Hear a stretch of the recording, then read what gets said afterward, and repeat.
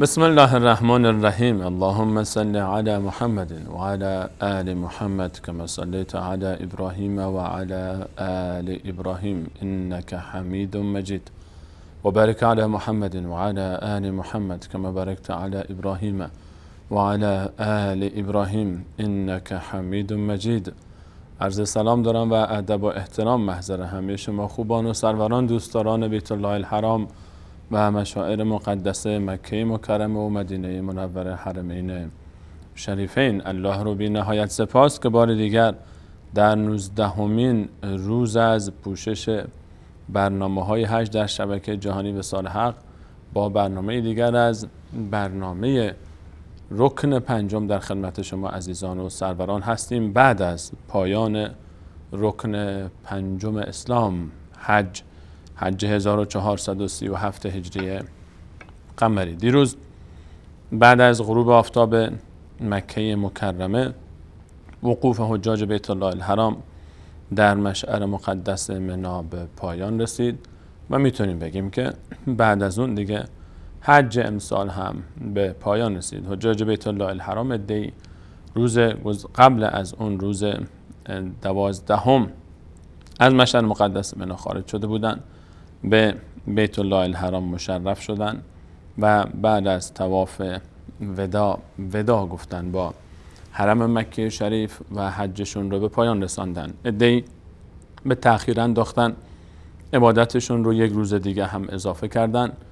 با اجازه‌ای که الله متعال به اونها داده بود و در سنت رسول صلی الله علیه و سلم بیان شده است. دیروز رو هم در منی ماندن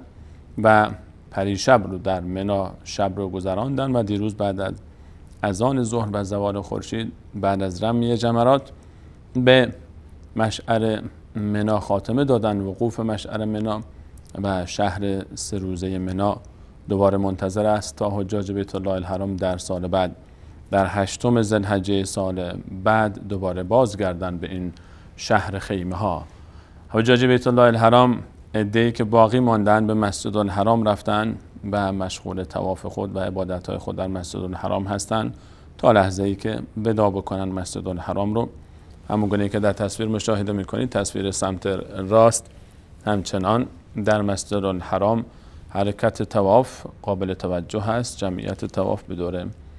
کعبه معظمه و این عده از حجاج بیت الله الحرام، بیشتر این جمعیت عده‌ای از حجاج بیت الله الحرام هستند که عبادت حجشون رو به پایان رسوندن اما هنوز مکه مکرمه رو ترک نکردن و قبل از خارج شدن از مکه مکرمه با انجام طواف ودا دیگه میشه گفت علنا عبادت حجشون رو به پایان میرسونن و حضورشون رو در مسجد الحرام و در مکه مکرمه خاتمه میدن و حرکت میکنن به سمت خانه و خانواده خودشون و دیارشون و یا اینکه به سمت تصویر سمت چپ به مسجد نبوی شریف به مدینه منوره میرند. گرچه سفر مدینه منوره جزء مناسک حج نیست، حج در مکه مکرمه خلاصه میشه و هر کسی که حج میکنه کافیه که خودش رو به مکه مکرمه برسونه در روزهای حج و تمام عبادت‌ها و مناسک و مشاعر حج در مکه مکرمه برگزار میشه و در هیچ مکان دیگری این عبادت انجام نمیشه. اما از اونجایی که حرم نبوی شریف هم و مدینه منوره هم از فضایل و ارزش‌های خودش برخوردار هست، حجاج بیت الله الحرام غالباً بعد از سفر حج به مدینه منوره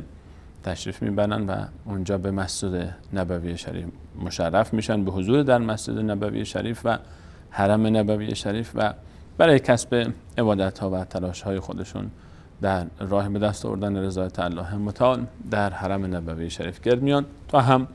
از فضای حرم نبوی شریف برای عبادت استفاده کنن، هم در مدینه منوره خودشون رو ارتباط بدن، تعلق خاطرشون رو، تاریخشون رو بررسی میکنن. در گوشه و کنار شهر مدینه منوره، شهر رسول الله صلی الله علیه و سلم میگردن و باز هم زینت میدن روح و خاطرشون رو و تعلقشون رو با دین و دین اسلام، برای خصوص با نسل اول و در رأس همه کسانی که در نسل اول بودن، پیامبر بزرگوار این امت رسول الله صلی الله علیه و سلم. حجاج بیت الله الحرام جمعیت در مدینه منوره و مسجد نبوی شریف هر چقدر در مسجد الحرام جمعیت رو به کاهش هست و کمتر شدن، در مسجد نبوی جمعیت رو به افزایش هست و حجاجی که قبل از حج به مدینه منوره نرفتن طبق نظمی که وجود داره، الان اون عده‌ای که قبل از حج نتونستن مدینه منوره برن، دیرتر رسیده بودن به حرم مکی، الان دیگه فرصت رو غنیمت میشمارن و به سمت مدینه منوره حرکت میکنن و چند روزی رو هم در مدینه منوره سپری میکنن بعد از پایان عبادت حجشون. امروز میخوایم ما هم به همراه شما عزیزان و سروران از اونجایی که قول داده بودیم تا پا به پا و گام به گام با حجاج بیت الله الحرام همراه شما باشیم در برنامه‌های آخر رکن پنجم که این برنامه ما قبل آخر ما خواهد بود و فردا برنامه آخری ما خواهد بود در این باب، برنامه موضوع رکن پنجم. امروز با شما می‌خوایم به مدینه منوره بریم و همراه با حجاج بیت الله الحرام بعد از پایان عبادت حجشون سری بزنیم به مدینه منوره، گشت و گذاری داشته باشیم در مدینه منوره و در این سفر 1.5 ساعت حدوداً حضرت مولانا عبدالقدوس دهقان هم ما رو همراهی خواهند کرد که من در ابتدا عرض خوش آمدگویی دارم و ادب و احترام و سلام به نمایندگی از همه شما دوستان و عزیزان خدمت حضرت مولانا عبدالقدوس دهقان. حضرت مولانا خوش آمدید. بنده خدمت جناب عالی و تمامی بینندگان عزیز و ارجمند شبکه جهانی و صالح عرض ادب و سلام دارم. السلام علیکم و رحمت الله و برکاته و امیدوار هستم که الله طاعت و عبادات همگی رو انشاءالله به بارگاه خودشون بپذیرند. آمین. حضرت مولانا حجاج الحمدلله امسال حج ما حج 1437 با آرامش و آسایش و امنیت کامل الحمدلله به فضل الله متعال برگزار شد و خاطره بسیار زیبایی برای حجاج بیت الله الحرام امسال ماند، هرچند که برای به هر حال همزبانان ما در ایران و برای به هر حال هموطنان و خواهران و برادران ما در سرزمین ایران سنگین بود که نتونستن حاضر بشن، که انشاءالله در سالهای بعد این مشکل حل بشه. الحمدلله حج به سلامتی و با آرامش کامل به پایان رسید و حجاج بیت الله الحرام دیگه الان چشمه هاشون بیشتر به سمت مدینه منوره است بعد از مکه مکرمه و عبادت حج. اجازه بدید قبل از اصلا وارد شدن به فضای مدینه منوره و فضایلش و یک گشت گذاری در گوشه و کنار شهر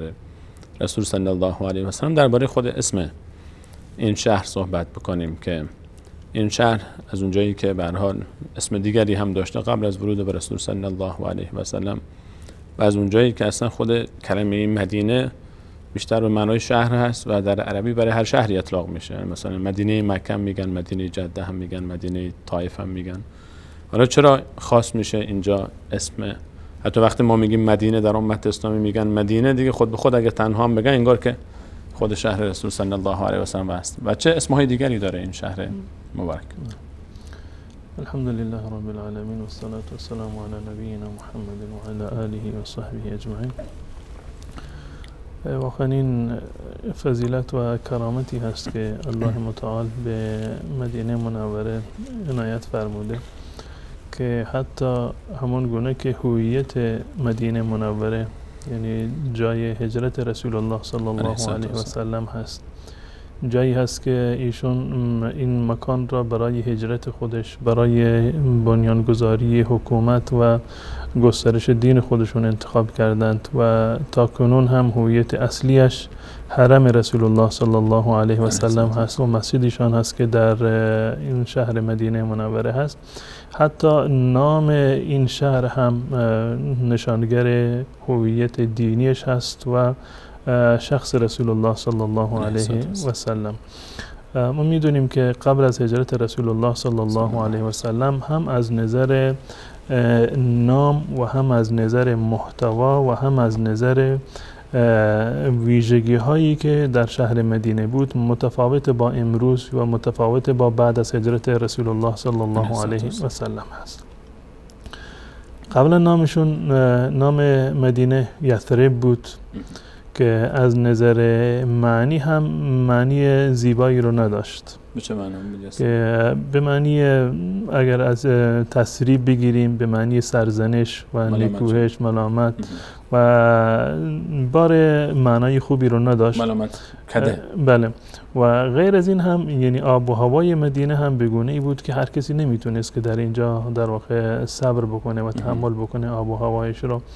و به گونه‌ای که زمانی که اصحاب رسول الله صلی الله علیه وسلم هجرت کردند از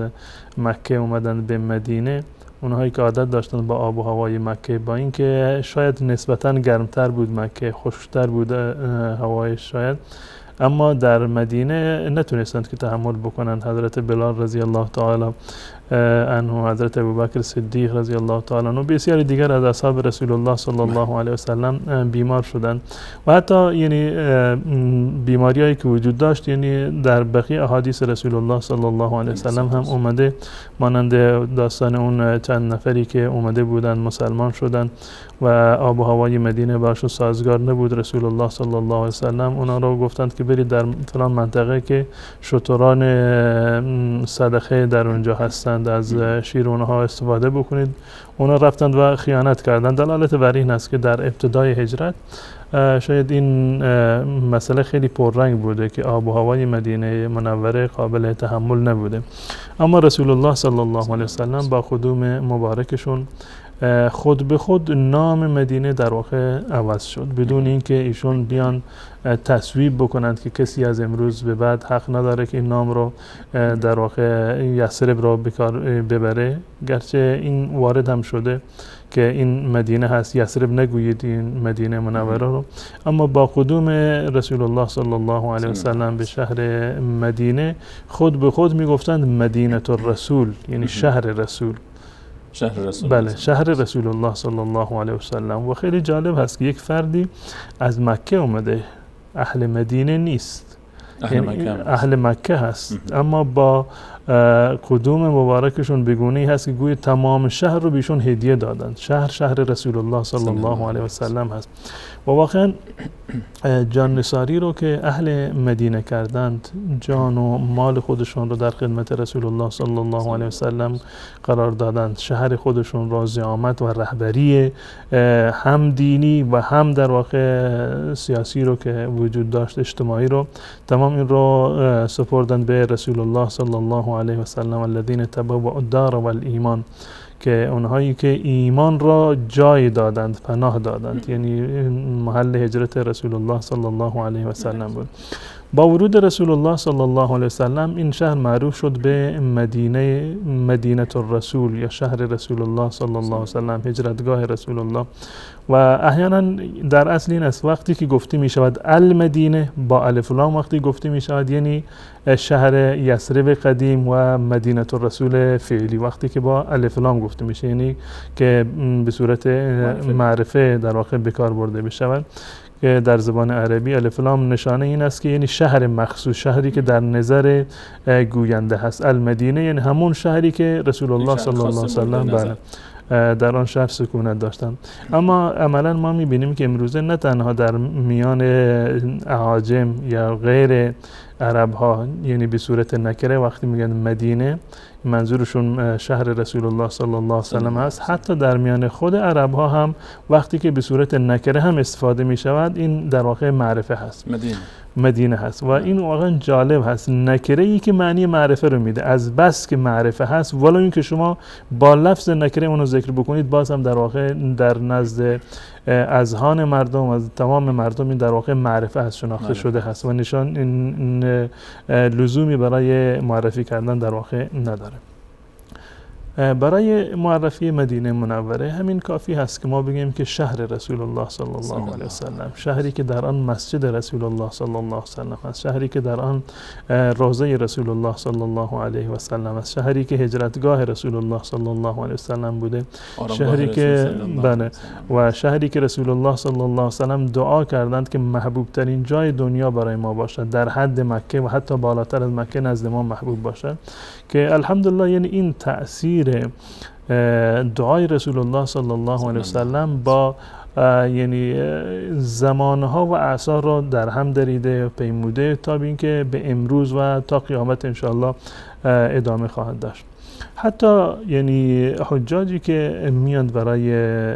حج و عمره به این شهرها قابل توجه هست. اونا هم در واقع احساس میکنند این لطافتی رو که در مدینه وجود دارد، احساس آرامشی رو که در اینجا وجود دارد، گویا که همان دعای رسول الله صلی الله علیه وسلم شامل حال همه بوده. یعنی وقتی که مقایسه رو انجام میدن بین شهر مکه و شهر مدینه منوره میبینند که با اینکه چه بسا که در مکه خصوصیت هایی هست که در مدینه نیست، حرم هست و کعبه هست و صفا و مروه هست و فضائل، یعنی شعائر الهی بسیار زیادی رو در شهر مکه ما میتونیم که ببینیم. از نظر بعد معنوی و بعد عبادت هم میبینیم که هر نمازی 100,000 برابر در واقع ثواب داره، اما در حرم مدینه 1000 ثواب داره، در اونجا بیشتر هست، 100 برابر بیشتره در مکه. بله. اما با وجود این میبینیم که حجاج و زائران در مدینه یک آرامش بسیار زیاد و فوق‌العاده رو در واقع احساس میکنند، به گونه‌ای که کسانی که اول میان به مدینه دوباره یعنی 2 تا سفر دارند به مدینه، وقتی میان اول میان در مدینه و میرند یک عمره رو انجام میدن و بازگشتشون دوباره به مدینه هست، وقتی که به مکه میروند یعنی دلشون یعنی تنگ میشه برای مدینه منوره و این نشانه همان ویژگی معنوی هست که این شهر برای تمام مؤمنان در واقع دارد. و یکی از نامهای معروف این شهر که بیشتر رسول الله صلی الله علیه وسلم به این نام می بردند از این شهر، نام تابه یا طیبه هست. تابه و طیبه هر دو تا در صحیح بخاری، در صحیح مسلم تابه اومده، طیبه اومده که در حدیث معروفی است که رسول الله صلی الله علیه وسلم فرمودند که هذه طیبه هذه طیبه هذه طیبه، که این شهر یعنی طیبه هست. و در صحیح بخاری لفظ تابه اومده و هر دو تا از یک در واقع مصدر هست و مأخذشون یکی هست، از طیب هست. طیب به معنی خوشی، اصل طیب به معنی خوشبویی و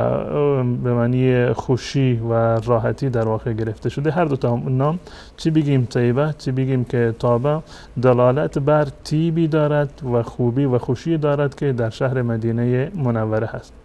حالا این شهر میتونه بر بگرده به طهارت معنوی که در این شهر در واقع وجود دارد که واقعا یک نوع حتی خاکش، فضایلی که در مورد خود خاک مدینه هم اومده که روایتی در این زمینه هست. محدثین اظهار نظر کردن، گفتند که این دعاها مانند یعنی مخصوص شهر مدینه منوره هست، مانند روایت معروفی که رسول الله صلی الله علیه وسلم وقتی که کسی بیمار میشدند انگشت مبارکشون رو با آب دهانشون آغشته میکردن و میگذاشتن بر خاک، بسم الله ربنا ریقت بعضنا به تربت ارضنا سقیمنا، که یعنی آب دهان بعضی از ما، یکی از ما آمیخته با خاک شهر ما، با این سرزمین ما، انشاءالله میگذاشتن بر جایی که درد میکرد میمالیدند، اون در واقع شفا حاصل میکرد. که بسیاری از علما معتقد بر این هستند که این خصوصیت و ویژگی خاک مدینه منوره هست. حالا وقتی ما میگیم که طیبه یا طابه که از طیب گرفته شده به خاطر طهارت خاکش و این خاصیتی رو که خاک مدینه منوره داره، یا اینکه هم میشود که به خاطر طیب و خوشی ساکنان مدینه منوره باشه، زیرا که در روایات دیگری اومده که رسول الله صلی الله علیه وسلم فرمودند که این شهر خبث را و پلیدی را از خود دور میکنند. این اونهایی که در قلبشون غل و غشی باشد و نفاقی باشد و اینها رو شهر مدینه در واقع از خودشون دور میکنند به خاطر طیب ساکنانش، به معنی خوشقلبی ساکنانش. و این هم موردی هست که زائران و حجاج اینو کاملا یعنی مشهود هست برای همه، یعنی در تعامل و برخوردی که مردم شهر مکه دارند با تعامل و برخوردی که شهر مدینه دارند، اینو هر کسی بیاد برای یک روز هم یک سفر یک روزه وقتی که به مدینه منوره میرود این احساس رو میکند که زمین تا آسمان تفاوت از در مردم مدینه خونگرم‌ترن. بله خونگرم‌تر هستن، یعنی گرم میگیرن با مردم و گرچه اهل مکه هم که در واقع آدمای خدومی هستند، خدمتگزار هستند واقعا در حرم، اما در بیرون حرم وقتی که یعنی از به صورت کلی برخوردشون وقتی که نگاه میکنیم در مقایسه با اهل مکه میبینیم شاید یعنی تندخویی بیشتری رو طبیعتون خب طبیعت کوهستانی که تمام فضای کوهستانی مکه و کوههای مکه هم طبیعت تاثیرگذار بوده. اینجا طبیعت نخل هست و درخت خرما هست که این یک نوع آرامش خاصی رو در واقع تداعی میکنن و یک تیبی به خاطر این که بعد از قدوم رسول الله صلی الله علیه و سلم همون گونه که عرض کردم اون آب و هوای بدی رو که مدینه منوره در اون زمان داشته که شهر یثرب بود نامش، رسول الله صلی الله علیه و سلم دعا فرمودند که اون آب و هوا عوض بشه، اون در واقع بیماری هایی که بیماریزا بود در واقع اون آب و هوا اون منتقل بشه به جحفه و جای دیگری منتقل شد و این شهر در واقع برای تمام اصحاب رسول الله صلی الله علیه و سلم شهر دلانگیزی بود که امروزه هم یعنی آب و هوای مدینه با وجود گرمایی که احیانا داشته باشه اما بسیار یعنی دلانگیز هست و بسیار برای مؤمنان جای یعنی آرامش خاصی رو در واقع در این آب و هوا احساس میکنن. تمام اینها برگرفته از قدوم مبارک رسول الله صلی الله علیه و سلم و دعاهای رسول الله صلی الله علیه و سلم است. تشکر میکنم حضرت مولانا. حقیقتا آنچه که حضرت مولانا اشاره فرمودن رو عزیزانی که در مدینه منوره زندگی کردن و مدینه منوره رو به هر حال تجربه کردن ولو نصف روزی یک روزی و مشرف شدن به مدینه منوره و زیارت حرم نبوی شریف با تمام وجود احساس میکنن که مدینه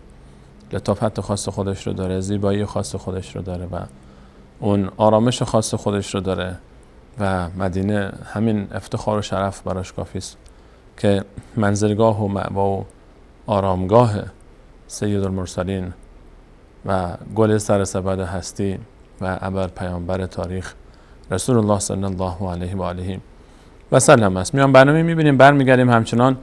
به همراه شما عزیزان در کوچه و خیابان‌های مدینه منوره خواهیم گشت و در گوشه و کنار شهر رسول الله صلی الله علیه و سلم تا ببینیم که حجاج بیت الله الحرام وقتی که به مدینه میرن بعد از پایان مراسم حجشون در مدینه برای چی میرن اصلا مدینه؟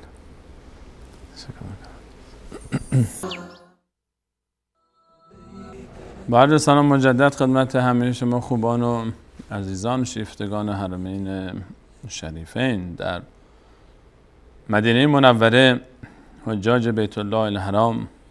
حال و هوای دیگری دارند. در مدینه منوره حس و حال خاصی به حجاج بیت الله الحرام دست میده. مدینه منوره وقتی که تصاویرش پخش میشه برای هر مسلمانی که شیفته رسول الله صلی الله علیه و سلم است و اهل بیت و صحابه بزرگوارش، ناخودآگاه ضربان قلبش بیشتر میشه و دلش به تپش میفته و احیانا بر گونه‌هاش قطره اشک هم جاری میشه. اینها همه برمیگرده به مکانت، به فضیلت و به جایگاه خاصه مدینه منوره در قلوب مسلمین، در نزد الله متعال، در نزد خود رسول صلی الله علیه و سلم در زمان حیاتشون و در نزد کل امت اسلامی تا قیامت. مدینه منوره فضایل بسیار زیادی داره که درباره فضایل این مدینه برای آشنایی با فضایل بیشترش در خدمت حضرت مولانا به قدوس دهقان خواهیم بود و فضایل مدینه منوره. حضرت مولانا سلام مجدد. فضایل شهر مدینه منوره فضایلی هست که برگرفته از آیات قرآن کریم هست و احادیث و فرموده های رسول الله صلی الله علیه و سلم هست. معروفترین فضیلتی که شهر مدینه دارد و برای همه مسلمانان یعنی محرز هست، اختلافی در اون وجود ندارد، این است که شهر مدینه منوره حرم هست مانند شهر مکه مکرمه. یعنی چی حرم هست؟ یعنی این که حرمت دارند و کارهایی رو که در جاهای دیگر چه بسا که مجاز باشه اما در این شهرها یعنی مجاز نیست. انسان باید حرمت این مکان را و حرمت شاعری رو که در این مکان ها وجود دارند، این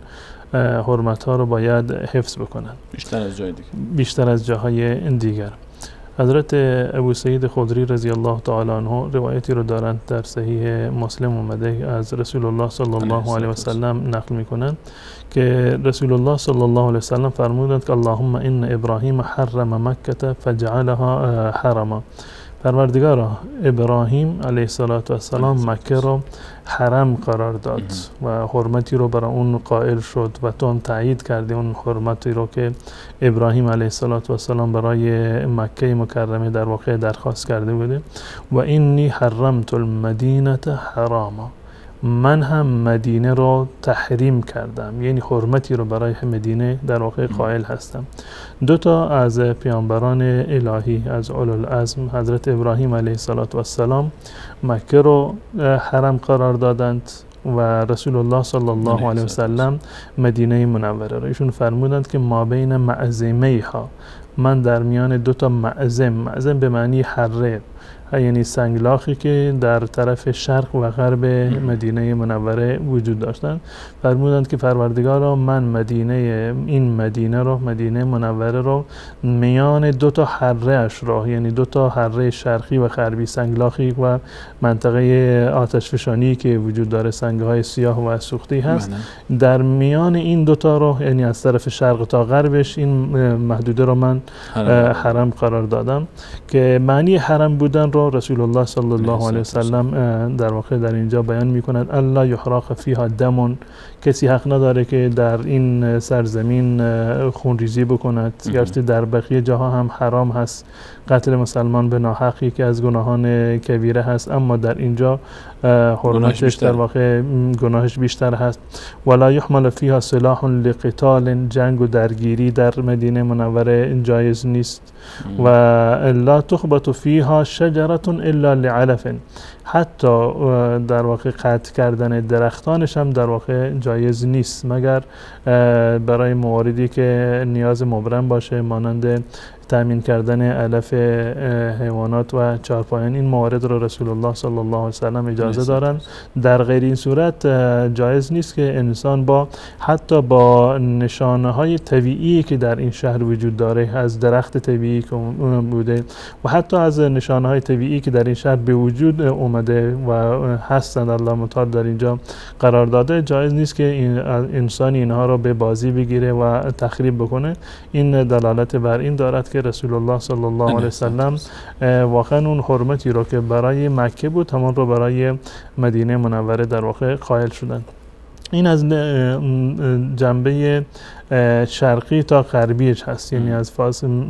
فاصله حره شرقی تا حره غربی این مورد را رسول الله صلی الله علیه وسلم در واقع جزء حرم قرار دادن. و در روایت دیگر رسول الله صلی الله علیه وسلم که روایت حضرت علی ابن ابی طالب رضی الله تعالی عنه هست، در صحیح مسلم هست، رسول الله صلی الله علیه وسلم فرمودند که المدینه حرام ما بین عیر الی ثور، المدینه حرام ما بین عیر الی ثور، که مدینه حرام هست، یعنی حرم هست در میان دو تا کوهی که در جنبه جنوب و شمال مدینه منوره هستند، که معروفترین به طرف قبله وقتی که آدم در شهر مدینه بیسته، کوه بلندی و تنها کوهی هست که بسیار بلندتر هست از بقیه کوه‌ها، طرف در واقع قبله مدینه منوره، در سمت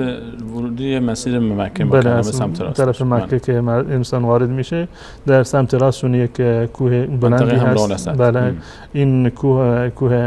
عیر هست و کوه ثور یک کوه تپه کوچکی هست پشت کوه احد هست که از داخل مدینه دیده نمی شود، که اگر که دور بزنند این کوه را، یک کسی بالا این کوه برود، یک کوهی هست تقریبا با سنگ قرمز رنگی رو داره، سرخ داره، این منطقه رو باز هم رسول الله صلی الله علیه و سلم جزء حرم قرار دادن، یعنی از طرف شمال تا جنوبشون رو. پس احد هم داخل حرم هست؟ بله، قول راجح در این زمینه این است که حرم یعنی احد هم در واقع جزء حرم هم هست. و یکی از علامتایی که این حرم داره این هست که در گذشته از این که برای عموم مردم، یعنی تا قیام قیامت این در واقع جزء حرم هست و احکام خاصی رو در اینجا هست، این که در آخر الزمان حتی دجال هم نمیتواند وارد این منطقه بشود، که یعنی فرشتگانی هستند که مدینه منوره رو در واقع حفاظت میکنند، نگهداری میکنند، که دجال در واقع نمیتواند که وارد این منطقه بشود. به خاطر این است که ما میگوییم که حرم مکه و حرم مدینه، بحث خود حرم را، حرمتی را انسان برای یک مکانی قائل شدن، این یک بحث توقیفی هست از جانب الله متعال هست که میبینیم که در مورد مکه ابراهیم خلیل الله اعلام کردند که حرم هست، بله، و در شهر مدینه منوره هم رسول الله صلی الله علیه و سلم اعلام کردند. بعد از الله و رسول و پیامبرانش کسی حق ندارد که جایی رو، قداستی رو برای یک مکانی در واقع احداث بکند یا معتقد باشد. به خاطر این است که حتی در دایره فقه اسلامی هم ما دو تا حرم داریم، حرم مکه و حرم مدینه. حرم سومی در واقع نداریم. حتی مسجد الاقصی هم به عنوان حرم در واقع شناخته شده نشده و ثابت نیست برایش. و این که بعضی میگن که ثالث الحرمین یعنی حرم سوم، این یک تعبیر اشتباهی هست و هیچ گونه پشتوانه‌ای در آیات قرآن و حدیث رسول الله صلی الله علیه و سلم در واقع ندارد و مرجع و منبع فقط در این زمینه الله و رسول هست. با وجود اینکه مسجد الاقصی ما در حدیث رسول صلی الله علیه و سلم فضیلت عبادت در مسجد الاقصی رو مساوی با مسجد نبی می‌بینیم، ولی با این وجود ما نمیتونیم، چون نص صریح و صحیحی وجود نداره درباره اینکه مسجد الاقصی رو حرم بنامیم، با وجود هم وزنیش در رتبه مثلا فضیلت نمازش با مسجد نبی، بازم نمیگیم حرم اقصی. در مورد بنایش یعنی در روایت اومده که 40 سال بعد از کعبه بنا شده، این خود بنایش، یعنی در مورد خدمتش هیچ گونه شک و شبهه‌ای وجود نداره. و همچنین در مورد فضیلت نماز، نصف ثوابی رو که در حرم مدینه هست اونجا در واقع این ثواب رو دارد و از بقیه جاها این ارزش رو دارد و جز مواردی هست که رسول الله صلی الله علیه و سلم اجازه دادند که به قصد عبادت انسان در واقع سفر بکند به مسجد الاقصی. اما بحث این که حرم هست یا این که این ویژگی رو برایش قائل باشیم، برای اون سرزمین احکام خاصی رو قائل باشیم، این در واقع برمیگرده به الله و رسول که میبینیم در این زمینه نه آیه وجود داره و نه حدیثی که اون رو در واقع تعیین بکنه. به خاطر این لفظ حرم فقط یعنی مکه هست و مدینه منوره. جاهای دیگر قبری هست و زیارتی هست و نمیدونم یک به تعبیر مردم اولیاء اللهی از اونجا عبور کرده و خونه یک کسی بوده که در اونجا ساکن بوده و آثار باستانی بوده. هر کسی باشه، هر کسی که باشد، حتی یعنی جز انبیاء الهی هم که باشد، قبر یک پیامبر باشه، خونه یک پیامبر باشه، زادگاه یک پیامبر باشه، چه برسه که اولیاء دیگر که به جای خودشون، ما یعنی از نظر شرعی چنین اجازه رو نداریم که اونجا رو در واقع حرم نام بگذاریم که فلانجا قبر فلانی حرم فلانی هست، وگرنه هر انسانی قابل حرمت هست، هر انسانی، ولو اینکه در پایین ترین درجات مثلا ایمان باشه، یک حرمتی رو الله متعال برای اون در واقع قرار داده. رسول الله صلی الله علیه و سلم حتی برای جان مردم، برای مال مردم حرمتی رو قرار داده، مانندی که در خطبه حجة الوداع در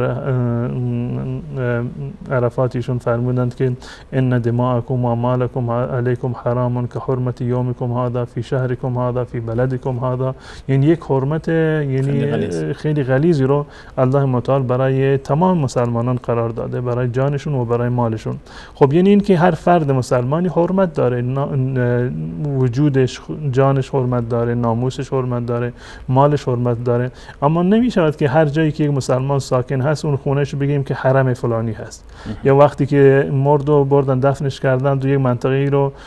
قبرستانی رو خراب بکنن تا اینکه یک قبری رو آباد بکنن، اسمش رو بذارن حرم فلانی هست. چون این کاری در اسلام هیچ گونه جایگاهی رو نداره داره و اینها یعنی به خاطر کمرنگ کردن اون مواردی هست که الله و رسول اونها رو در واقع حرم قرار دادن و چه بسا یعنی این بدعت‌ها در بعضی از جاها که وجود داره احکامی رو که برای حرم مکه و مدینه نیست می‌بینیم که در اونجا احکام مضاعفی رو یعنی از روی بدعت و جهالت خودشون در واقع ایجاد کردند و که نه تنها این که هیچ گونه اصلی رو در شریعت اسلامی در واقع نداره بلکه احیانا در حد کفر و شرک هم شاید که برسن. به هر صورت حرمی که در اسلام داریم حرم مکه هست و بعد از آن حرم مدینه هست و در هیچ جای دنیا حرم سومی در واقع وجود نداره، چه قبر یک عالم باشه، چه قبر امامی باشه، چه قبر پیغمبری باشه، مسجد و عبادتگاه یک پیغمبری باشه، به هیچ عنوان به اسم حرم در واقع گذاشته نمیشه. حضرت مولانا وقتی که ما غالبا صحبت میشه از حرم حالا چه مکه چه حرم نبوی و خصوصا حالا که موضوع سخن ما مدینه منوره است، در باب مدینه شما فرمودید رسول صلی الله علیه و سلم وقتی که حرم مدینه رو معرفی فرمودن یک محدوده جغرافیایی خیلی وسیعی است، یعنی از شرق اون سنگلاخ‌های شرق مدینه تا غرب مدینه و از کوه ایر تا پشت سر کوه احد، یعنی میتونیم بگیم که بیشتر از نصف شهر مدینه فعلی رو در محدوده خودش یا حتی بیشتر 70-80% شهر مدینه فعلی رو در محدوده خودش داره حرم فعلی. ولی غالبا وقتی که صحبت از حرم میشه ذهن ها میره سراغ مسجد النبی. وقتی که میگیم حرم نبوی حتی تو خود مدینه هم تو مکه هم وقتی که مثلا کسی میخواد بره به سمت مسجد النبی تعبیری که استفاده میکنه میگن حرم. مثلا کسی میخواد سوار ماشین بشه یا مثلا میگن کجا میخوای بیای کجا هستی میگه من حرمم. این تعبیر حالا چرا خاص‌تر شده باز روی مسجد النبی بیشتر ترکیز شده؟ فضایلی رو که قطعا یعنی به صورت کلی مدینه منوره داره که جزء حرم هست، یعنی رسول الله صلی الله علیه و سلم اینو حرم انتخاب کردن و وقتی که برمیگردیم میرویم در داخل مسجد النبی میبینیم که اونجا فضایل خاص دیگری رو داره، یعنی بیشتر میشه این فضایل، بیشتر میشه بله در اونجا، به خاطر اینکه ارزش عبادت در اون بقعه و محدوده مسجد رسول الله صلی الله علیه و سلم بیشتر هست که رسول گرامی فرمودند که ثواب نماز در اینجا در واقع 1000 برابر هست. مانند این است که انسان در واقع یک نمازی رو وقتی که انسان میخواند گویا اینکه 1000 نماز در واقع خونده باشه، یعنی برابری میکند در اجر و ثواب. و وقتی که از کل مسجد یعنی باز هم اینو وقتی بخوایم خاص‌ترش بکنیم یه منطقه محدودتری رو ببینیم در خود روزه هست که رسول الله صلی الله علیه و سلم فرمودند ما بین بیتی و منبری روضة من ریاض الجنه، از خونه هم یعنی حجره حضرت عایشه رضی الله تعالی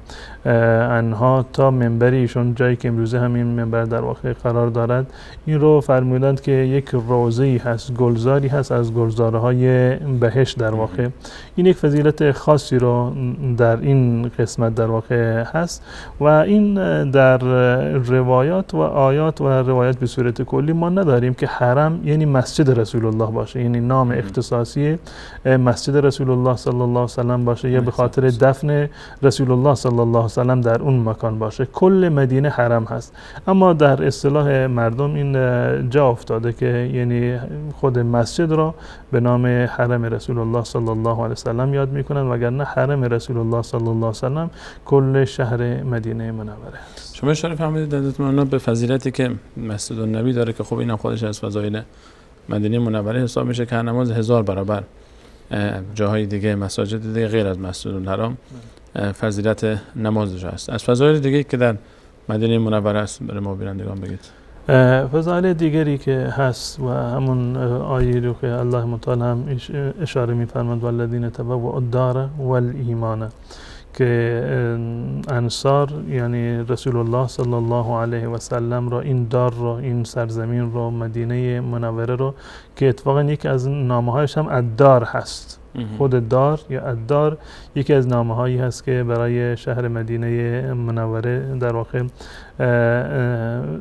استفاده میشه و این اهل دار و اهل مدینه منوره در واقع ایمان را جا دادند و واقعا ایمان به گونه‌ای که در شهر مدینه منوره گسترش پیدا کرد در اولین روزهای هجرت اصحاب رسول الله صلی الله علیه و سلم، تلاشه هایی را که برای نهادینه کردن دین و دیانت در شبه جزیره عربستان در واقع صورت گرفت، به اندازه‌ای که در مدینه منوره پررنگ بود، رونق داشت، گسترش پیدا کرده بود، در مکه مکرمه در واقع نبود، به گونه‌ای که حتی مسلمانان و اهل ایمان مجبور شدند که از مکه هجرت بکنند به مدینه منوره که دار هست، دارالایمان هست، محل ایمان هست و اهلش ایمان رو در واقع پذیرفتند و حمایت کردند از ایمان و مؤمنان. این ویژگی یک ویژگی هست که در زمان رسول الله صلی الله علیه وسلم وجود داشته، یعنی اهلش یعنی مؤمن بودند و مؤمنان را و ایمان را در واقع جا دادند و این ایمان برای همیشه در شهر مدینه منوره باقی خواهد ماند. یعنی دیانت و دینداری و دین اسلام در شهر مدینه برای همیشه انشالله باقی خواهد ماند. روایتی هست که بله از حضرت ابو هریره رضی الله تعالی عنه که متفق علیه هست، رسول الله صلی الله علیه وسلم میفرماند که ان الایمان لا یعذر الی المدینه کما تعذر الحیة الی جحرها. ایمان باز میگردد به مدینه مانند این که یک ماری در واقع باز میگردد به خانه و سوراخ خودش. یعنی مأوای ایمان هست، جایگاه اصلی ایمان هست. اگر از هیچ جای دنیا ایمانی باقی نماند و دینی باقی نماند، مسلمانی باقی نماند، اما باز هم شهر مدینه منوره جزء جاهایی هست که ایمان در اونجا همچنان یعنی سراپا هست و اهل اون در واقع مؤمن باقی خواهند ماند و این ویژگی بوده که در زمان رسول الله داشته و انشاءالله تا قیام قیامت این شهر مدینه منوره این ویژگی را برای خودش هم حفظ خواهد کرد. و موارد دیگری هست که در شهر مدینه منوره که عرض کردم که تمامی این فضایل و تمامی ویژگی ها برگرفته از قدوم رسول الله صلی الله علیه وسلم و دعاهایی که رسول الله صلی الله علیه وسلم فرمودند برای این شهر در واقع ثابت است، وگرنه خود صرف مکان در واقع ویژگی خاصی رو نداشته مگر این که رسول الله صلی الله علیه وسلم این ویژگی رو برای این شهر در واقع بیان کرده. یکی از مواردی که بسیار یعنی جای یعنی تأمل دارد این است که رسول الله صلی الله علیه و سلم برای اهل مدینه، برای کسانی که در اینجا ساکن هستند در شهر مدینه منوره از دنیا بروند و فوت بکنند، انشاءالله که در روز قیامت شفاعت خواهند فرمود. یک فردی اومد در زمان واقع حره که مدینه منوره مورد تاراج قرار گرفت در زمان بنی امیه و دقیقا در زمان یزید، یک شخصی اومد پیش حضرت ابو سعید خدری رضی الله تعالی عنه و گفت که من متاسفانه در اینجا برایم این زیاد مناسب نیست و ناامنی هست و قیمت ها هم به خاطر این ناامنی در واقع بالا رفته و منم خانوادم زیاد هستند و عائله مند هستم و من میخوام از شهر مدینه برم یک جای دیگر که یعنی راحت تر باشه برای زندگی من. حضرت ابو سعید خدری رضی الله تعالی عنه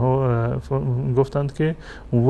وی حق لا امرک بذلک، وای بر تو، من به هیچ عنوان چنین مشوره رو به تو نمیدهم که شهر مدینه منوره رو در واقع ترک بکنیم و به یک جای دیگر بروی. فرمودند که من از رسول الله صلی الله علیه وسلم شنیدم که ایشان فرمودند لا یصبر احد علی لأوایها فیموت الا كنت له شفیعا او شهیدا یوم القیامه. هر کسی که بر سختی ها و رنج مدینه و در واقع ملایمات هایی که در مدینه منوره بالفرض که به وجود بیاد، اگر کسی صبر بکند با اون ایمانی که در واقع دارد و مسلمان باشه، در آخر روایت اومده که اذا کان مسلمان، وقتی که مسلمان باشه و با ایمان بر این سختی های مدینه منوره صبر بکند، من در روز قیامت انشاءالله شفیع اون خواهم بود یا شهید خواهم بود، برای شهادت در واقع خواهم داد که ایشون در جز اهل ایمان بوده و سختی های مدینه رو به خاطر این که حرم رسول الله صلی الله علیه وسلم بوده اینها رو در واقع تحمل کرده. و همچنین روایت دیگری هست از حضرت ابو هریره رضی الله تعالی عنه در صحیح مسلم هست که رسول الله صلی الله علیه وسلم فرمودند که یک زمانی خواهد اومد بر مردم که مردم خویشاوندانشون رو فرا میخوانند، یعنی کسانی که در مدینه هستند خویشاوندانی در جاهای دیگر دارند، جایی که شاید از نظر صنعتی و از نظر رفاه زندگانی دنیا شاید بالاتر باشه. مردم خویشاوندانشون رو در روایت اومده که عموزادگان خودشون رو از مدینه صدا میزنند و دعوت میکنند که خب چرا در مدینه نشستید، بیایید به سوی رفاه و آسایش که ما در رفاه و آسایش هستیم و شاید امکانات مادی در جای دیگر بیشتر باشد. هلم الی الرخاء هلم الی الرخاء، بیایید برای به سوی آسایش و راحتی. رسول الله صلی الله علیه و سلم فرمودند والمدینه خیر لهم لو كانوا یعلمون، اگر میدانستند مدینه برای اونا بهتر بود. یعنی به هیچ عنوان انسان مسلمان به خاطر مادیات و به خاطر رفاه زندگی که در جای دیگر باشه به هیچ عنوان نباید که شهر مدینه منوره رو در واقع ترک بکنند. و جالب این هست که حتی کسانی که در بقیع دفن هستند به صورت عموم در شهر مدینه منوره که رسول الله صلی الله علیه و سلم بنابر روایتی که در سنن ترمذی و ابن ماجه اومده، رسول الله صلی الله علیه و سلم فرمودند که من استطاع منکم ان یموت بالمدینه فلیفعل، اگر کسی میتونه که در مدینه بمیرد این کار رو انجام بدهد، یعنی این که در مدینه ساکن باشد تا لحظه مرگ در مدینه باقی بماند و فرمودند که مدینه رو ترک نکند و فرمودند که من برای کسانی که در مدینه میمیرند برای اونها در واقع شفاعت خواهم کرد. و این یکی از ویژگی های خاصی هست که رسول الله صلی الله علیه وسلم برای اهل مدینه و برای کسانی که در اینجا در واقع زندگی بکنند یا در اینجا فوت بکنند که مشمول شفاعت رسول الله صلی الله علیه و سلم خواهند بود. و ما میدونیم که رسول الله صلی الله علیه و سلم و بسیاری از مؤمنان دیگر در حق برادران مؤمنشون شفاعت میکنند. رسول الله صلی الله علیه و سلم شفاعت های متعددی رو دارند در روز قیامت. یک شفاعتی که یعنی عام هست برای تمام انسان ها که در روز قیامت با اون سختی که در واقع دچار هستند بعد از اینکه مراجعه میکنند به پیامبران متعددی که برای ما شفاعت بکنید که حساب کتاب ما شروع بشود و کسی جرئت نمیکند شفاعت بکنند، زیرا که این مقام محمود و این جایگاه شفاعت که برای عموم، یعنی این شفاعت خاص برای رسول الله صلی الله علیه و سلم هست. نهایتا میروند نزد رسول الله صلی الله علیه و سلم و ایشون در واقع در حق تمام انسان ها شفاعت میکنند که حساب کتابشون در واقع شروع بشود. و دیگری شفاعت هست برای ورود به بهشت. تا زمانی که رسول الله صلی الله علیه وسلم اجازه ندهند کسی وارد بهشت نمی شود و نگهبان بهشت در روایت اومده که میگوید که من میرم، رسول الله صلی الله علیه و میفرمان میرم دروازه بهشت رو میزنم و نگهبان بهشت صدا میزند که کی هست در میزند، میگوید که من هستم، محمد هستم. میگوید که به من دستور داده شده که برای کسی غیر از تو در رو باز نکنم. یعنی اولین بار هم توسط رسول الله صلی الله علیه وسلم، یعنی به شفاعت رسول الله صلی الله علیه وسلم این اتفاق میفته. و شفاعت دیگری هست برای این مواردی که عرض کردم، برای کسانی که در مدینه صبر بکنند، بر سختی هایش صبر بکنند، در مدینه منوره در واقع از دنیا بروند، یا خصوصیت های دیگری رو که رسول الله صلی الله علیه وسلم شفاعت میکند که انسان هایی بدون حساب و بدون کتاب از اهل اسلام، از مسلمانان وارد بهشت بشوند و برای عموم مسلمانان میکنن، یا روایت معروفی که در این زمینه از رسول الله صلی الله علیه وسلم فرمودند که هر کسی که اذان را میشنود همراه با اذان تکرار بکند کلمات اذان را و بعد از آن دعای اذان را بخواند و برای من طلب وسیله بکند، یعنی جایگاه شفاعت را برای من طلب بکند، من در روز قیامت برای شفاعت میکنم. و یکی از مواردی که انسان را سوق میدهد و یعنی امید شفاعت رسول الله صلی الله علیه وسلم را بیشتر میکند همین سکونت در شهر مدینه یا وفات کردن در شهر مدینه. از الله متعال میخوایم که شفاعت رسول صلی الله علیه و سلم رو نصیب ما بگرداند. حالا هر کدوم از این عبادت هایی که منتهی میشه به شفاعت رسول صلی الله علیه و سلم و این افتخارها رو ان شاء الله که در زندگی نصیبمون بشه. ما امیدواریم که این افتخارم نصیب بشه تا در بقیع دفن بشیم و افتخاری است دفن شدن در کنار مسجد النبی و در بقیع که الله متعال این تقدیرش بر این بوده که اونجا اهل بیت رسول صلی الله علیه و سلم و دختران رسول صلی الله علیه و سلم، مادران مؤمنان، بسیار از صحابه رسول صلی الله علیه و سلم 10,000 نفر اونجا دفن بشن و رسول الله صلی الله علیه و سلم همونجور که حضرت مولانا فرمودن برای کسانی که در مدینه دفن بشن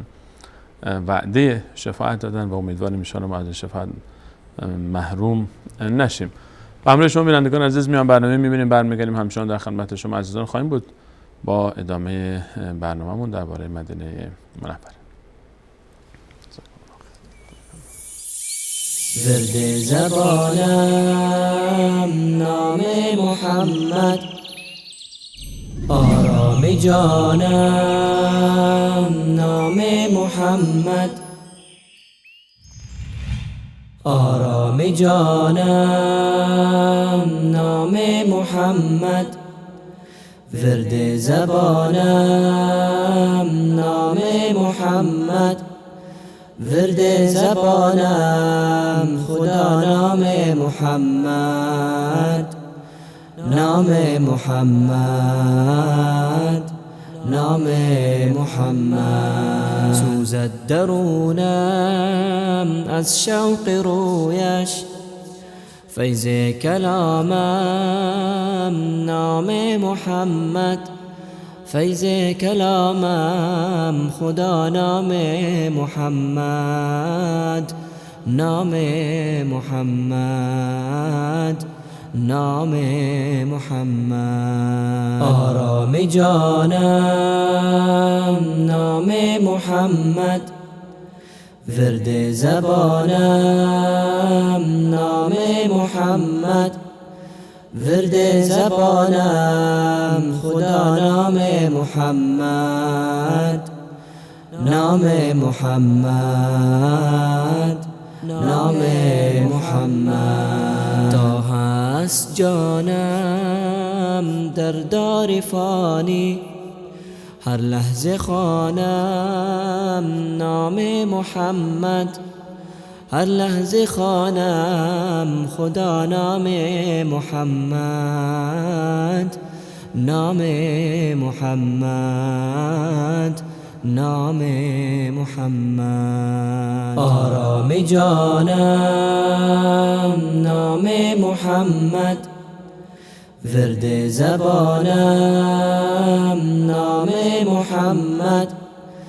ورد زبانم خدا نام محمد،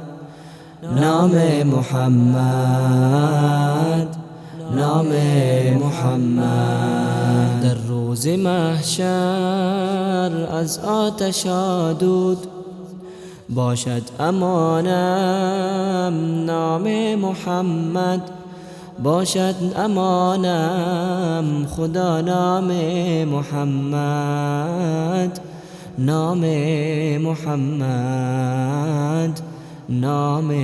محمد. آرام جانم نام محمد، ورد زبانم نام محمد، ورد زبانم خدا نام محمد، نام محمد، نام محمد. گذشته من عیش جهان را عیش جهانم نام محمد، عیش جهانم خدا نام محمد، نام محمد، نام محمد. آرام جانم نام محمد، ورد زبانم نام محمد، ورد زبانم خدا نام محمد، نام محمد، نام محمد. آرام جانم نام محمد، ورد زبانم نام محمد، ورد زبانم خدا نام محمد، نام محمد. اللهم صل على محمد وعلى آل محمد كما صليت على إبراهيم وعلى آل إبراهيم إنك حميد مجيد، وبارك على محمد وعلى آل محمد كما باركت على إبراهيم وعلى آل إبراهيم إنك حميد مجيد. در مدینه منوره فضایل زیاده دیگری هم وجود داره. حضرت مولانا از فضایل مدینه بگید باز برام. بله، فضایل مدینه منوره واقعا فضایلی هست که یعنی از معنویات یعنی درگذشتند، یعنی حتی یعنی در مواردی که محسوس هستند برای انسان ها، هم از جنبه مادی و هم از جنبه معنوی. واقعا فضایل یعنی قابل تأملی رو دارد. یکی از مواردی که در شهر مدینه در واقع ذکر شده برای یعنی حتی خوراکی های شهر مدینه منوره، روایتی هست که حضرت ابو سعید خدری رضی الله تعالی عنه روایت میکنند، در صحیح مسلم هست که رسول گرامی اسلام صلی الله علیه وسلم دعاهای خاصی فرمودند برای برکت روزی در مدینه منوره که ایشون دعا کردن اللهم بارک لنا فی مدینتنا، اللهم بارک لنا فی ساعنا، اللهم بارک لنا فی مدنا. پروردگار در مدینه ما برکت بینداز، در مدینه ما را مبارک قرار بده. و به اضافه این که به صورت کلی که کل مدینه رو رسول الله صلی الله علیه وسلم یک گفتند که خواستند از الله متعال که در اون برکت بدهند، یک مورد خاصی رو رسول الله صلی الله علیه وسلم برای مد و ساع در واقع ذکر کردند، یعنی پیمانه ای که برای کیل کردن حبوبات و خوراکی ها هست. رسول الله صلی الله علیه وسلم فرمودند که در این موارد برای ما برکت قرار بده. اللهم اجعل مع البرکت برکتین، پروردگار با یک برکت دیگر قرار بده، یعنی برکت غذا، نور علی نور هست، برکت غذا و در واقع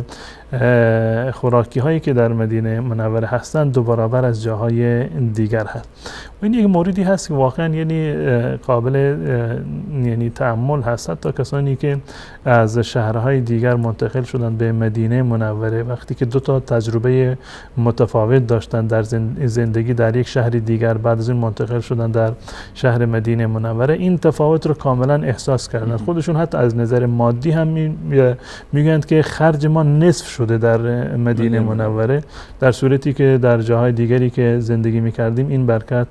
در زندگی ما در واقع وجود نداشته. و این برکت یعنی برکت خود یعنی غذاهایی هست و خوراکی هایی هست که در مدینه منوره در واقع وجود داره. یا در مورد روایت صحیح بخاری و مسلم هست در مورد خرمای مدینه منوره به صورت کلی و خصوصا خرمای عجوه که رسول الله صلی الله علیه وسلم فرمودند من تصبح کل یوم 7 تمرات عجوه لم یضره ذلك اليوم صم ولا سحر. هر کسی که هر صبح 7 خرما در بعضی روایات اومده که این مطلقاً از خرمای مدینه باشه و در برخی روایات مانند روایت حضرت سعد در صحیح مسلم اومده که این خرما از خرمای عجوه مدینه، حتی در برخی روایات اومده که عالیه، منطقه عالیه مدینه منوره باشد. صبح این 7 دانه خرما را بخورد تا اون روز دیگه نه سمی بر اون اثر میکند، مسموم نمیشود و همین که سحر رو که ساحری نمیتونه کنه در واقع سحر بکنه. یعنی این برکت غذاهایی هست که در این شهر در واقع هست، یعنی به صورت کلی برکت دعای برکت رسول الله صلی الله علیه و سلم که این تا روز قیامت ان شاء الله که ادامه دارد. و همچنین در این شهر مبارک رسول الله صلی الله علیه و سلم که کلش حرم هست، اما جاهایی رو بازم رسول الله صلی الله علیه و سلم یک فضایل خاصی رو برایشون ذکر کرده،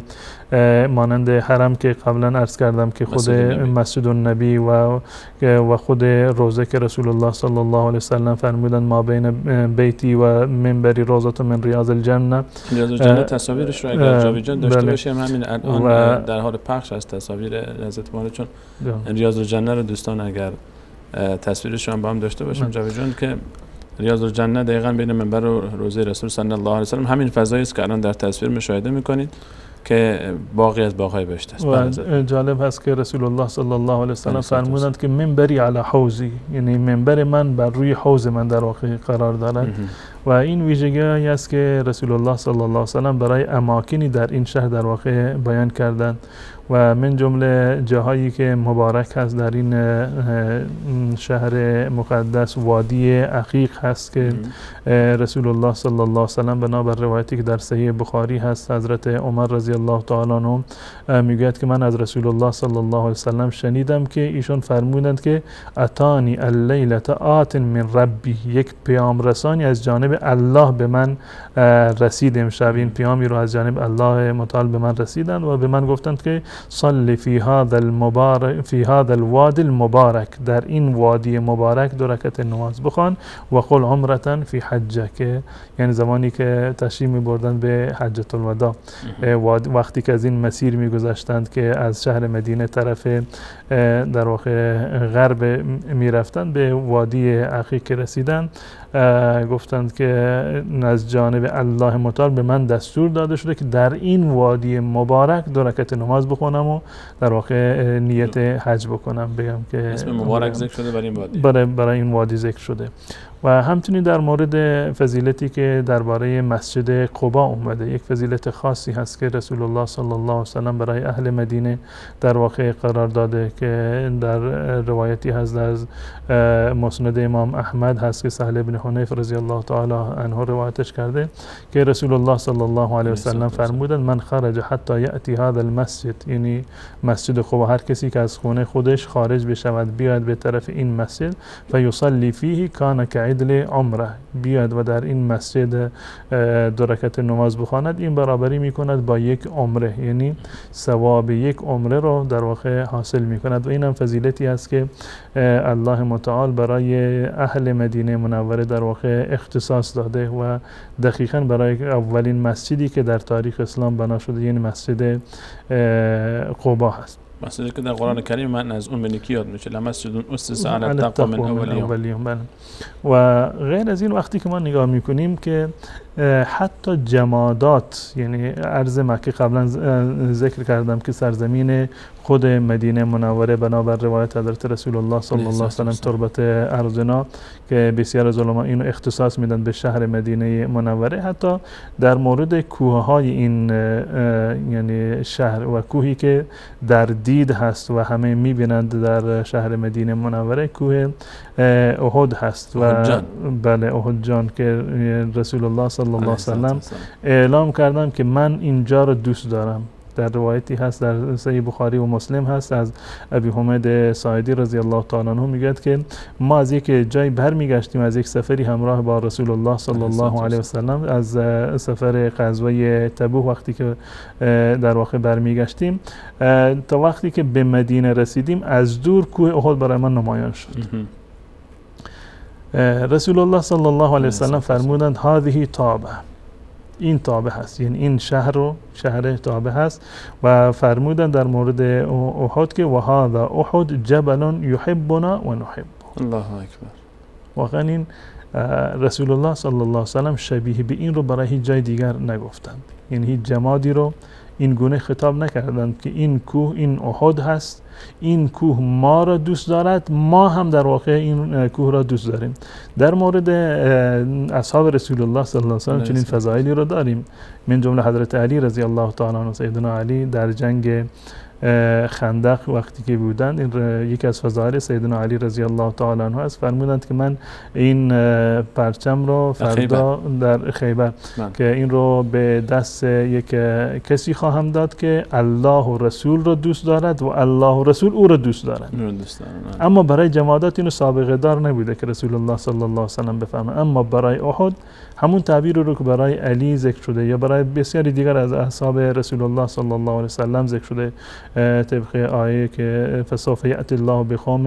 یحبهم و یحبونه، این اشاره به خلافت سیدنا ابوبکر صدیق رضی الله تعالی عنه که الله متعال یک گروهی رو خواهد آورد که الله را دوست دارند، الله اونها رو دوست دارد و اونها الله متعال رو در واقع دوست دارند. اما در مورد یک چیزی که از نظر ما مرده هست، بیجان جماد هست، رسول الله صلی الله علیه و سلم بفرمایند که این احد ما را دوست دارد و ما او رو در واقع دوست داریم. یکی فضایل منحصر به فردی هست و همون گونه که شما هم اشاره کردید در میان برنامه با هم که صحبت می‌کردیم که رسول الله صلی الله علیه و سلم فرمودند که بین عیر و ثور در واقع جز حرم هست. یعنی گویا که رسول الله صلی الله علیه و سلم به خاطر محبتی را که احد با رسول الله داشت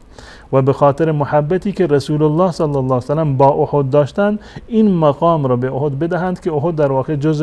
محدوده حرم باشد. وگرنه اگر کسی رو بخوایم که آدرس بدیم، معمولا آدرسی که درشت‌تر هست همه میفهمند اونجا آدرس میدن و بعد از کوه احد تا جبل ثور، کوه ثور فاصله چندانی نیست، یعنی 25 متر هم نشه، خیلی نزدیکه. یکی از تپه‌های احد حساب میشه. بله، یک از تپه‌ها فقط به اندازه یک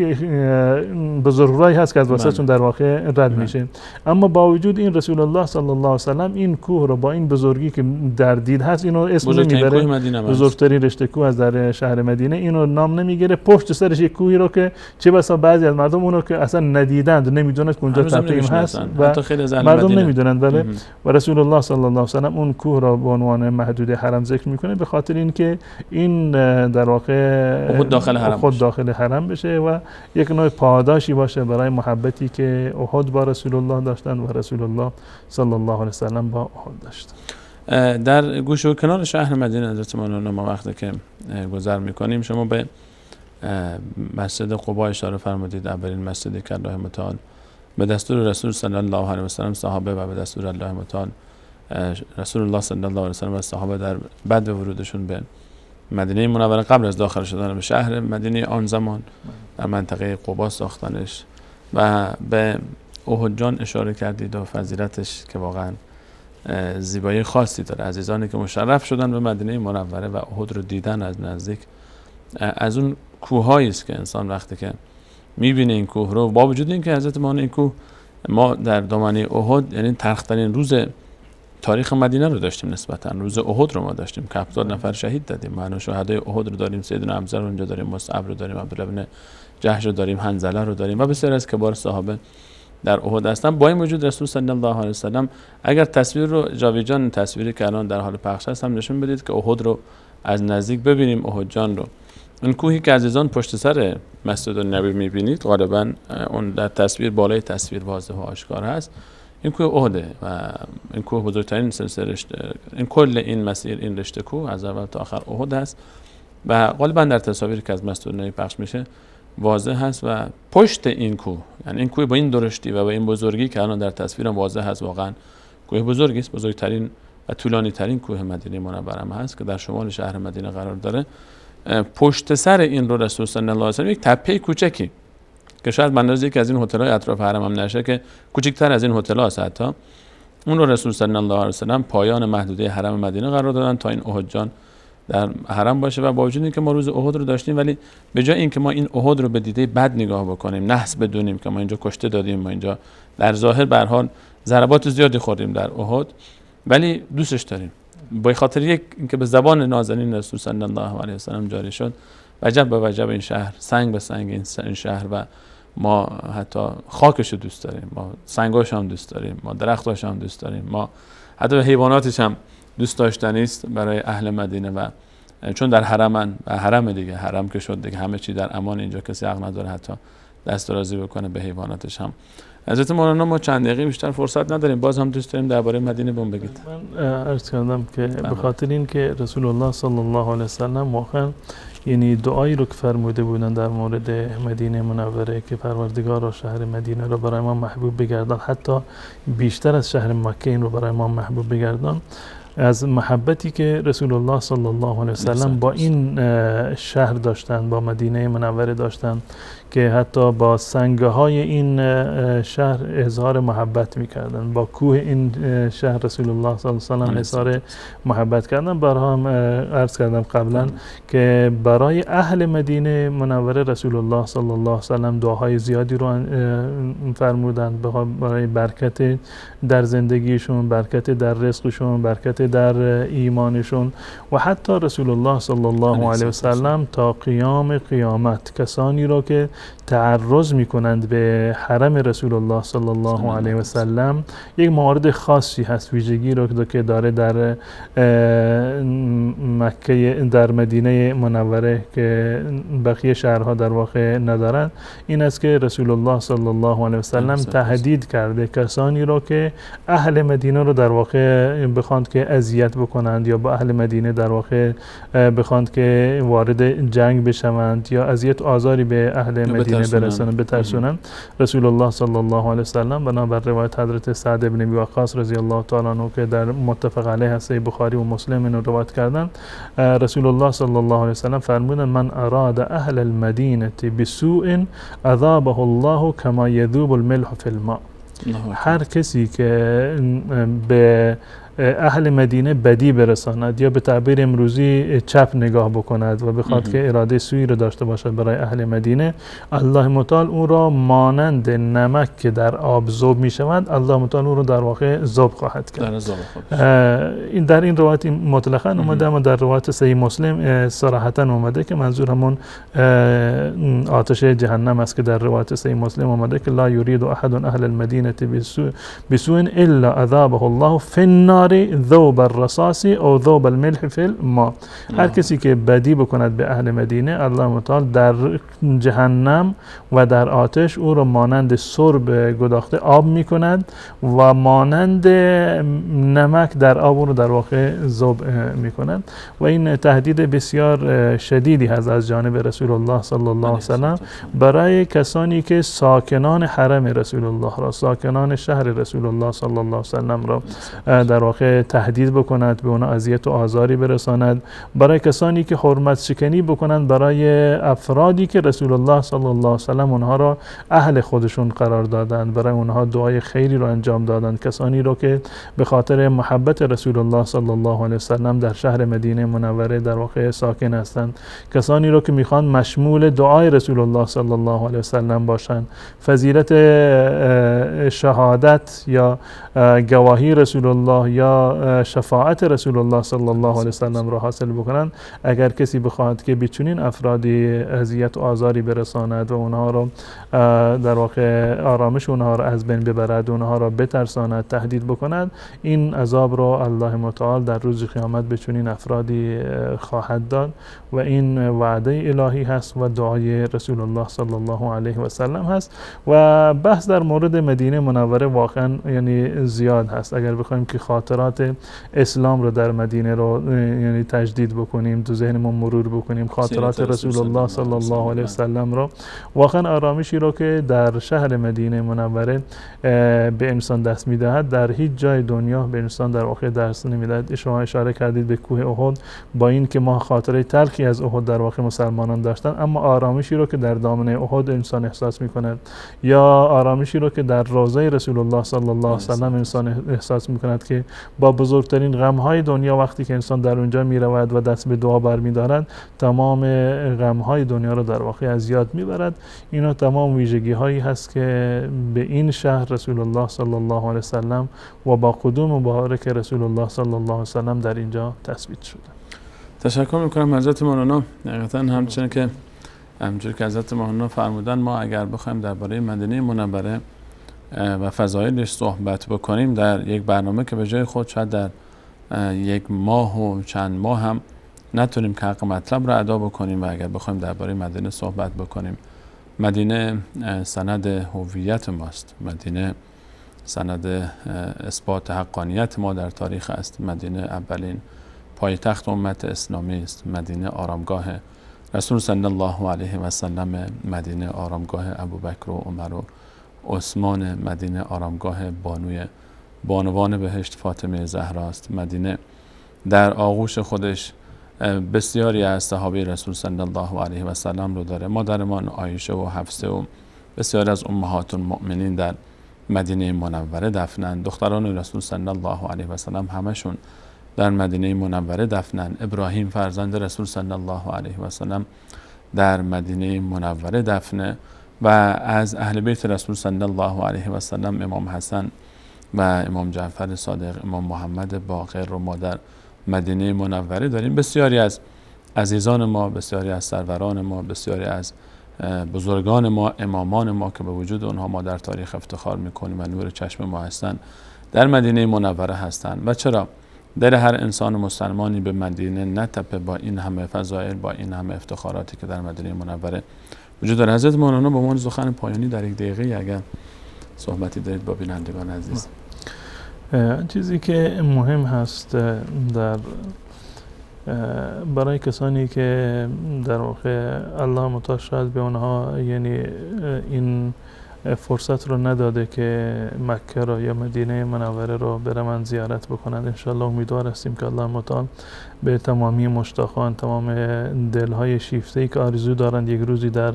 مسجد رسول الله صلی الله علیه وسلم راز و نیاز بکنند، 2 رکعت نمازی رو بخونند، انشالله که الله متعال به همه این توفیق رو عنایت بفرماید و این فضیلت رو در واقع عنایت بفرماید که بتوانند چند صباحی رو در مدینه منوره باشند و در مسجد رسول الله صلی الله علیه وسلم و همچنین در مسجد الحرام انشالله الله متعال رو عبادت بکنند، شاعر دینی خودشون رو، حج رو و رکن 5 رو انشالله انجام بدن. اما موردی که بسیار مهم هست برای هر مسلمانی اتباع از رسول الله صلی الله علیه و سلم هست که بدون از اتباع رسول الله صلی الله علیه و سلم ادعای محبت ادعای پوچی هست. اگر ما واقعا یعنی پیرو رسول الله صلی الله علیه وسلم باشیم، سنت های رسول الله صلی الله علیه وسلم را به جان بخریم، سختی ها را تحمل بکنیم به خاطر این که ما مانند رسول الله صلی الله علیه وسلم باشیم، این ارزش دارد و نشانه محبت این هست. این که ما بریم مدینه رو ببینیم، شوق مدینه رو داشته باشیم اما شوق سنت های رسول الله صلی الله علیه وسلم را نداشته باشیم، این در واقع یک خلل در موازین هست. ما باید بیشتر از این که شوق مدینه را داشته باشیم، شوق تعالیم رسول الله صلی الله علیه وسلم را داشته باشیم و بر سنت رسول الله صلی الله علیه وسلم عمل بکنیم و هر کسی که بر سنت رسول الله صلی الله علیه وسلم عمل بکند ان شاء الله که در روز قیامت همراه رسول الله صلی الله علیه وسلم خواهد بود. خیلی ممنونم حضرت مولانا، تشکر از شما و همه شما بینندگان عزیز و ارجمند. همه شما عزیزان رو به الله متعال میسپارم. الله را نگهدار شما.